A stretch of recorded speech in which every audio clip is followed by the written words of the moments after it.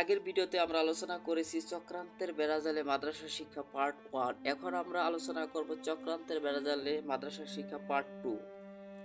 আমরা এই ভিডিওগুলো ধারাবাহিকভাবে আপনাদের সামনে উপস্থাপন করব, কারণ আমাদের আগে জানা উচিত ধর্মটা সঠিকভাবে আমরা পালন করছি নাকি বেঠিকভাবে পালন করছি। এর জন্য আমরা ধারাবাহিকভাবে আপনাদের কাছে সঠিক তথ্যগুলো উপস্থাপনের জন্য চেষ্টা করছি। মদিনায় হিজরতের পরও ওই শিক্ষার দ্বারা অব্যাহত থাকে। আল্লাহর তরফ হতে অবতীর্ণ বাণী বা ওহীর ব্যাখ্যা বিশ্লেষণ করার পাশাপাশি দৈনন্দিন জীবনে আদর্শ ক্রিয়াকর্মের পথ নির্দেশ হিসেবে রাসূল সাল্লাল্লাহু আলাইহি সাল্লাম তার বাণী সাহাবাগণের নিকট পেশ করতেন। বহু দূর দূরান্ত থেকে আগত মুসলমানগণ তার সাহচর্য থেকে উক্ত শিক্ষা গ্রহণ করতেন। তখন বিশেষ করে মসজিদে নববী শিক্ষা দান করা হতো।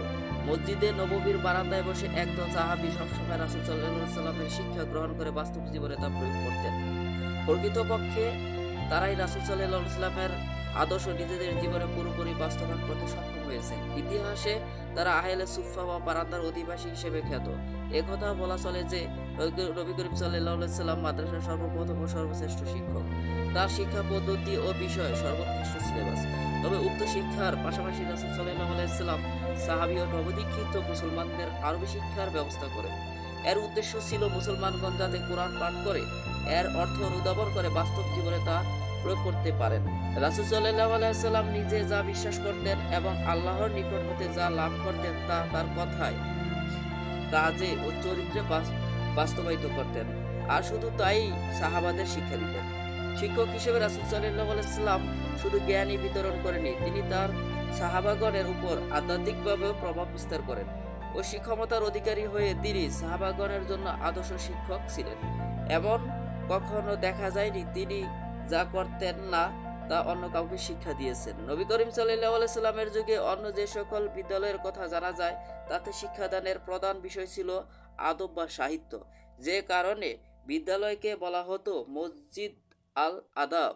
ওমর রাদিয়াল্লাহু এর সমসাময়িক জুবাইর রাদিয়াল্লাহু তাআলা আনহু, যিনি পরবর্তী সময়ের শাসনকর্তা নিযুক্ত হয়েছিলেন, তিনি প্রথম জীবনে তায়েফের কোন বিদ্যালয়ের শিক্ষক ছিলেন।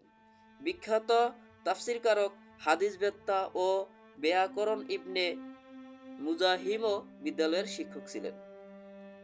বিদ্যালয়গুলোতে বিশেষ করে ভাষা শিক্ষার উপর গুরুত্ব আরোপ করা হতো। রাসূল সাল্লাল্লাহু আলাইহি সাল্লামের সময় হতে ফাতেমি ও আব্বাসীয় যুগের আবির্ভাব পর্যন্ত মসজিদই মাদ্রাসা হিসেবে ব্যবহৃত হতো। মসজিদে রাসূল সাল্লাল্লাহু আলাইহি সাল্লামকে ধর্ম, বিশ্বাস ও আচরণবিধি সম্বন্ধীয় প্রশ্ন করা হতো। তিনি মসজিদে সাহাবীগণের মাঝে উপবেশ করতেন এবং বিভিন্ন প্রশ্ন সমাধান দিতেন।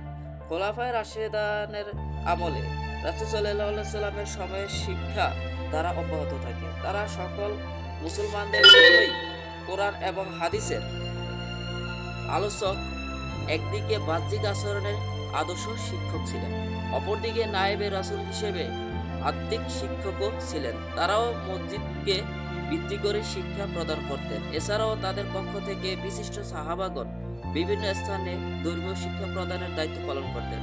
উদাহরণস্বরূপ উল্লেখ্য যে হযরত ওমর রাদিয়াল্লাহু তাআলা আনহু মিশর জয়ের পর ইয়াজিদ ইবনে আবি হাবিবকে মিশরে ধর্মীয় শিক্ষাদানের জন্য প্রেরণ করেন। মিশরে তিনি মসজিদে কোরআন, ধর্মের মৌলিক